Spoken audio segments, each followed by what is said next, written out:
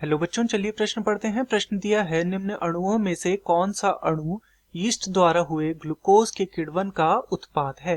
विकल्प ए दिया है C6H10O5 और होल का N। विकल्प बी दिया है C2H5OH। विकल्प सी दिया है C6H12O6 तथा विकल्प डी दिया है CH3OH।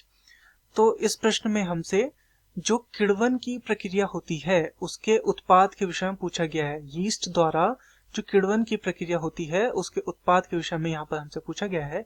अर्थात इस प्रश्न की जो मुख्य अवधारणा है वह किण्वन के विषय में है। किण्वन, तो चलिए सबसे पहले हम किण्वन को समझते हैं कि किण्वन क्या है। तो किण्वन एक ऐसी प्रक्रिया है जिसके लिए ऑक्सीजन की आवश्यकता नहीं होती है। ऑक्सीजन इस प्रक्रिया के लिए आवश्यक नहीं है तथा इस प्रक्रिया में क्या होता है, शर्करा जैसे कि ग्लूकोज इत्यादि का क्या होता है, विघटन होता है। विघटन तथा जो ये शर्करा या फिर ग्लूकोज का जो विघटन होता है इसके परिणाम स्वरूप कुछ उत्पाद प्राप्त होते हैं जो कि हैं अल्कोहल तथा CO2 यानी कि कार्बन डाइऑक्साइड। तो ये इससे प्राप्त होते हैं। तो इस कारण से, क्योंकि इसके उत्पाद के रूप में अल्कोहल व कार्बन डाइऑक्साइड प्राप्त होते हैं, तो इस प्रक्रिया का जो प्रयोग है वह किया जाता है शराब निर्माण में। इसके अतिरिक्त सिरका निर्माण में, सिरका यानी कि विनेगर जो होता है उसके निर्माण में इसका प्रयोग किया जाता है।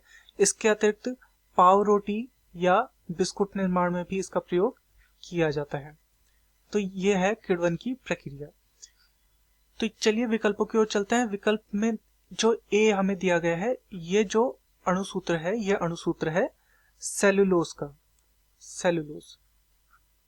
तो जैसे कि हमने देखा कि इस प्रक्रिया में सेलुलोज नहीं बनता, तो ये हमारा क्या हो जाएगा, गलत हो जाएगा। विकल्प बी दिया है C2H5OH। ये जो अणुसूत्र है ये अणुसूत्र है आपके अल्कोहल, क्योंकि यहाँ पे OH समूह जुड़ा हुआ है, अल्कोहल। और ये जो अणुसूत्र है ये है एथेनॉल का, एथेनॉल।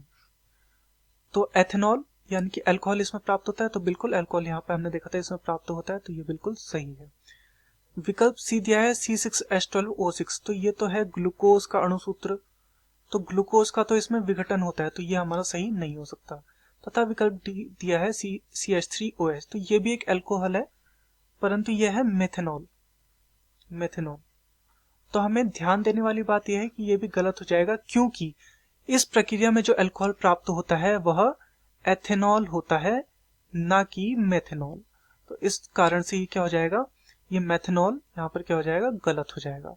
तो दिए गए प्रश्न का सही उत्तर होगा विकल्प बी, एथेनॉल या फिर C2H5OH। मैं आशा करता हूँ आपकी यह समझ में आया होगा। धन्यवाद।